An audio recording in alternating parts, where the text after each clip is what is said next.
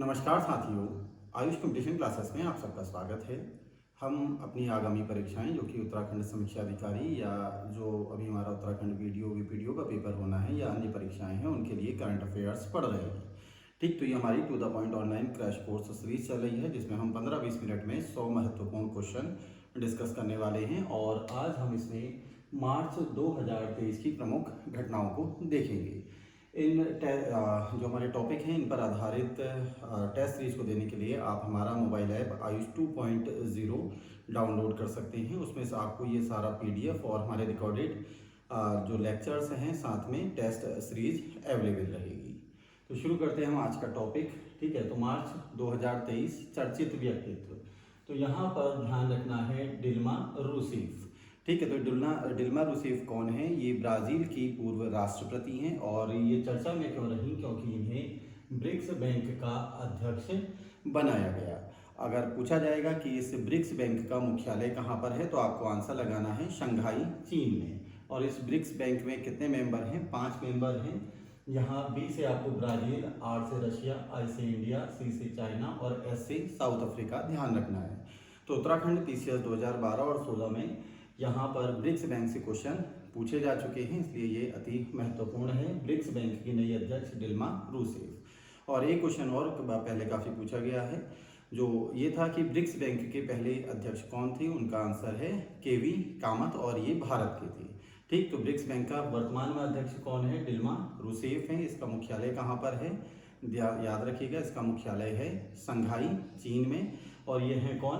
Brazil की पूर्व राष्ट्रपति। ब्रिक्स में कितने मेंबर हो गए? 5। ब्राज़ील, उसके बाद रशिया, इंडिया, चाइना और साउथ अफ्रीका। नेक्स्ट क्वेश्चन है एरिक गॉरसेटी। ये चर्चित क्यों रहे? क्योंकि ये भारत में अमेरिका के नए राजदूत के पद पर नियुक्त हुए हैं। माधव कौशिक, यह साहित्य अकादमी के नए अध्यक्ष बने हैं। रश्मि शुक्ला, यह एसएसबी की नई महानिदेशक के पद पर नियुक्त हुई हैं। राहुल गांधी, इन्हें हाईकोर्ट के द्वारा गुजरात हाईकोर्ट के द्वारा गुजरात के न्यायालय के द्वारा इन्हें 2 वर्ष की सजा दी गई है, जिस कारण इनकी लोकसभा की सदस्यता समाप्त हो गई। अगर पूछा जाएगा कि राहुल गांधी सांसद कहाँ से, तो वर्तमान में वायनाड केरल से ये सांसद है और वर्तमान में अब सांसद नहीं है।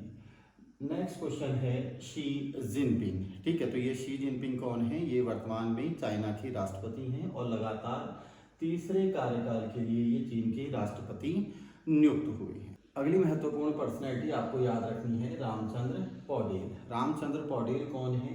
ये नेपाल के नए राष्ट्रपति नियुक्त हुए हैं।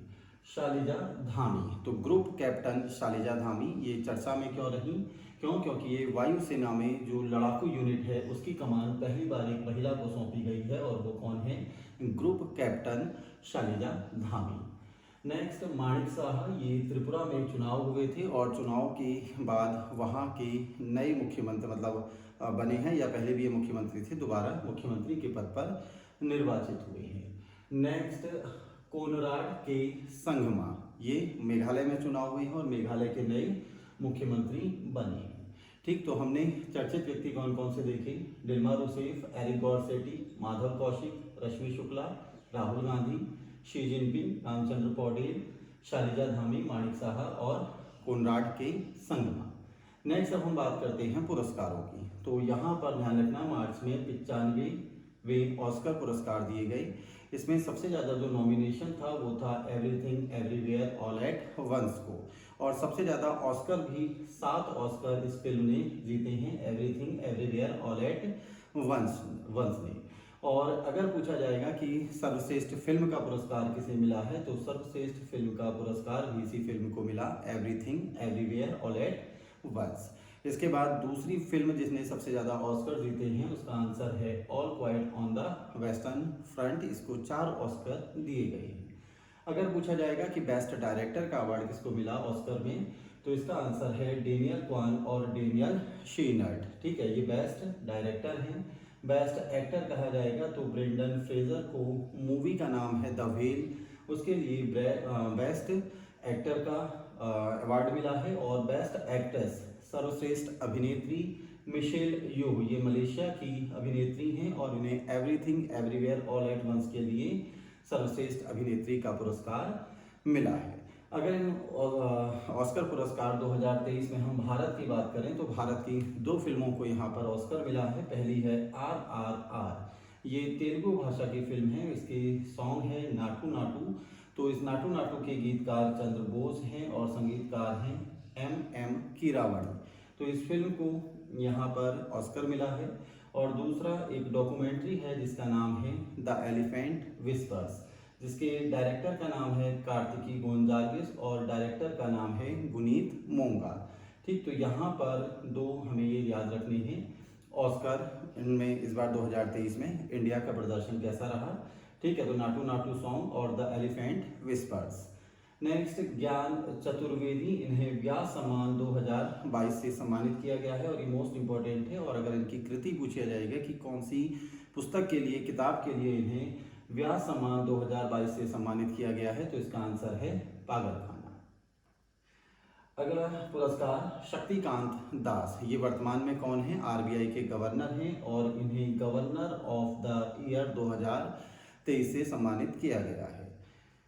एबेल पुरस्कार 2023 यह गणित के क्षेत्र में दिया जाता है और ये प्रोफेसर लुइस A कैफेरेल्ली को दिया गया है। नेक्स्ट है मीराबाई चानू, इन्हें BBC Indian sports woman of the year का खिताब दिया गया। और भाविना पटेल, ये मीराबाई चानू जो है, ये ध्यान रखना, ये वेट लिफ्टर हैं और भाविना पटेल इन्हें BBC para sports woman of the year का खिताब दिया गया है। और अगर पूछा जाता है कि भाविना पटेल किस खेल से संबंधित हैं, तो यहाँ पर आंसर है पैरा टेबल टेनिस। ठीक है, टेबल टेनिस खेलती हैं। ठीक, तो ये दोनों नाम आपको ध्यान रखने हैं, मीराबाई चानू और भाविना पटेल। एक क्वेश्चन यहाँ पर रह गया है कि ये जो बेस्ट डायरेक्टर है कौन सी फिल्म के लिए मिला है, तो फिल्म का नाम है everything everywhere all at once. Next, अब देखते हैं कुछ अंतर्राष्ट्रीय घटनाक्रम। तो यहाँ पर ध्यान रखना है कि 3 व्यक्तियों ने भारत की यात्रा की है मार्च में। एक हैं जॉर्जिया मेलोनी, नेक्स्ट उसके बाद एंथनी एल्बानीज और फूमियो किशिडा। ठीक, तो हम बात कर रहे थे सबसे पहले जॉर्जिया मेलोनी। ये जॉर्जिया मेलोनी कौन है? ये इटली की प्रधानमंत्री हैं और विश्व की 100 सबसे शक्तिशाली महिलाओं में भी शामिल हैं।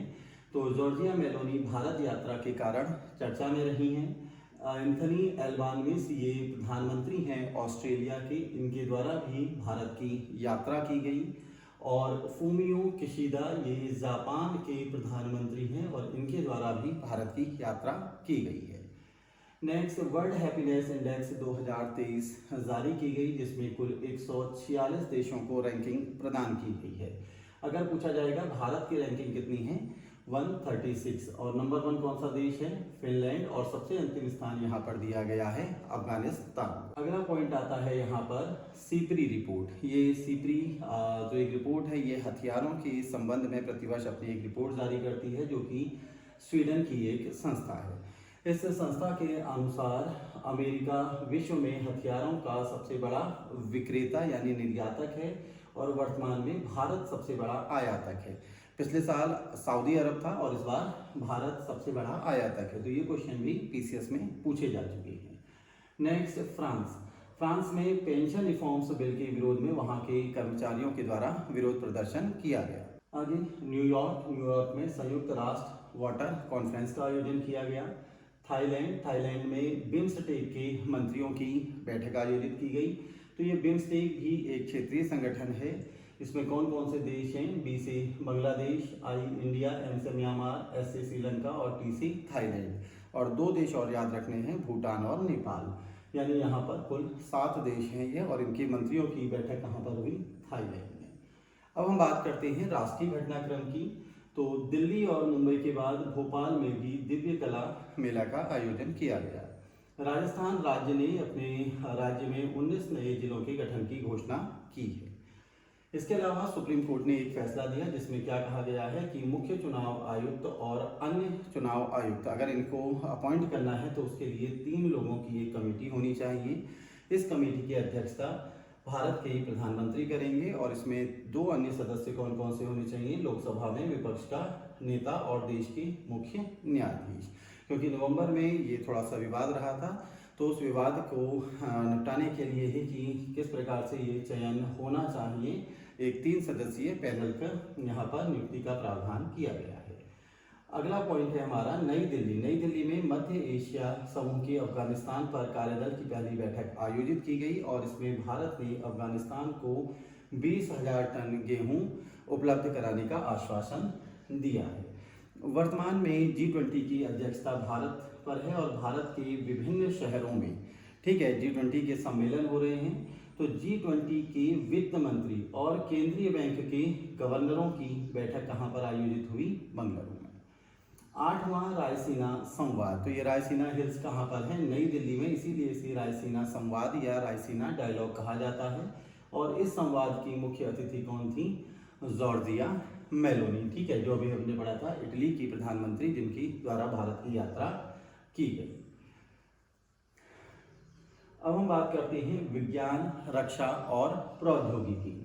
तो 26 मार्च 2023 को इसरो, ठीक है, इसरो यानी जो भारत में अंतरिक्ष में उपग्रह हमारे सैटेलाइट वगैरह प्रक्षेपण करती है वह संस्था, उसके द्वारा ब्रिटिश कंपनी का नाम है OneWeb, इनके 36 उपग्रहों का प्रक्षेपण एक साथ किया गया।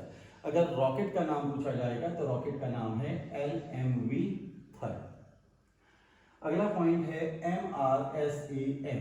MR मतलब medium range surface to air missile. तो ये भारत की एक नई मिसाइल है। अगर इसकी मारक क्षमता पूछी जाएगी तो 100 किलोमीटर है और ये वॉरहेड कितना ले जा सकता है अपने साथ? 60 किलोग्राम। इसका प्रक्षेपण हमने किया है INS विशाखापट्टनम से, ठीक है। तो medium range surface to air missile यानी सतह से अंतरिक्ष में मार करने वाली ये एक मिसाइल है। MT1 यानी MT मतलब मेगाट्रॉपिक्स 1। तो इसरो के द्वारा अपने इस एक पुराने सैटेलाइट को, ठीक है, जो अंतरिक्ष में निष्क्रिय पड़ा था, इसको मार गिराया गया है और इसका मलबा कहाँ पर गिरा? प्रशांत महासागर में। H3 रॉकेट यह जापान के द्वारा प्रक्षेपित किया गया था और इसका प्रक्षेपण विफल रहा है। रक्षा मंत्रालय ने 70 प्रशिक्षण विमान HAL से और 3 प्रशिक्षण पोत L&T से लेने के लिए एक समझौता किया है। कुछ सैन्य अभ्यास हम देखते हैं। तो ट्रॉपेक्स 2023 ये भारतीय नौसेना का अभ्यास है जो कि भारत की तट रेखाओं की सुरक्षा के लिए चलाया जा रहा है। दुस्तलिक 2023 ये भारत और अफगानिस्तान का सैन्य अभ्यास है, महत्वपूर्ण है क्योंकि इसका आयोजन पिथौरागढ़ उत्तराखंड में हुआ। धर्म गार्डियन ये भारत और जापान की सेनाओं का संयुक्त अभ्यास है। MPX ये भारत और जापान की नौसेनाओं के अभ्यास का नाम है। नेक्स्ट कटलास 2023 ये भी एक सैन्य अभ्यास है जिसमें भारत के द्वारा भी भागीदारी की गई और भारत के भारत का जो पोत है उसका नाम है INS त्रिकंड। नेक्स्ट इसके बाद अंतिम अभ्यास है इसमें FRINJEX यानी फ्रांस, FR मतलब फ्रांस, IN इंडिया यानी भारत और फ्रांस का ये एक संयुक्त अभ्यास है जो कि मार्च 2023 में आयोजित हुआ था। आर्थिक घटनाक्रम की बात करें तो अमेरिका के 2 बड़े बैंक, पहले का नाम है सिग्नेचर और दूसरा सिलिकॉन वैली, ठीक है। तो अमेरिका के 2 बैंक दिवालिया हुए हैं, सिलिकॉन वैली बैंक और सिग्नेचर बैंक। हॉलमार्क, तो भारत सरकार ने अनिवार्य किया है कि जो भी स्वर्ण आभूषण है उन पर 6 अंकों की हॉलमार्किंग अनिवार्य रूप से की जाएगी। प्रधानमंत्री उज्ज्वला योजना ये भारत सरकार की एक महत्वपूर्ण योजना है जिसमें गैस सिलेंडर उपलब्ध कराए जाने हैं। तो अब तक 9.59 करोड़ लाभार्थियों को इस योजना का लाभ मिल चुका है और इसमें जो लाभार्थी हैं उन्हें प्रति सिलेंडर 200 रुपये की सब्सिडी दी जा रही है। भारत सरकार के द्वारा अपनी नई विदेश व्यापार नीति 2023 जारी की गई है। भारत बांग्लादेश मैत्री पाइपलाइन का उद्घाटन किया गया।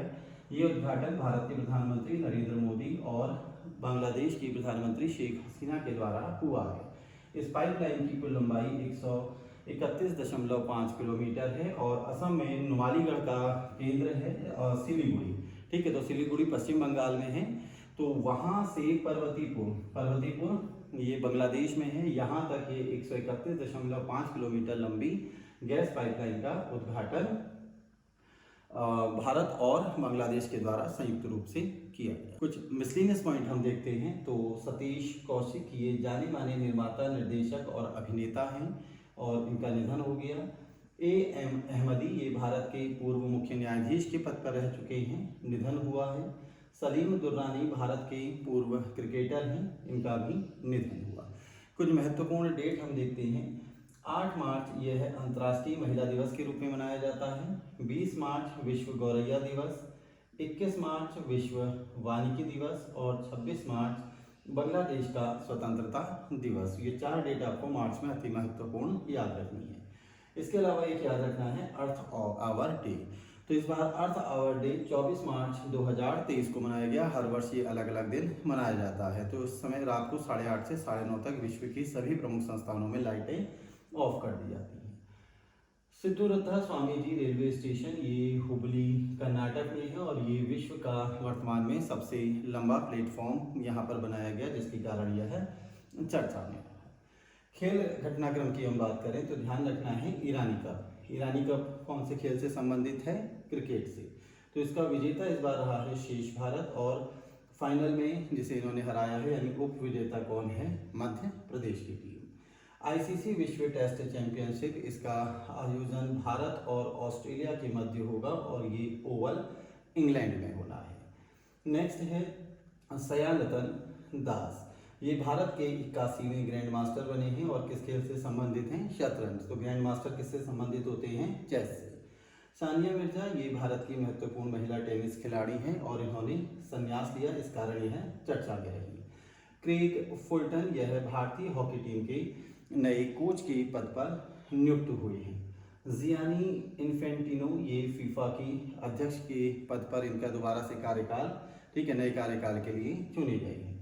बॉर्डर गावस्कर ट्रॉफी जो कि भारत और ऑस्ट्रेलिया के मध्य होती है, इस बार विजेता इसका कौन रहा है?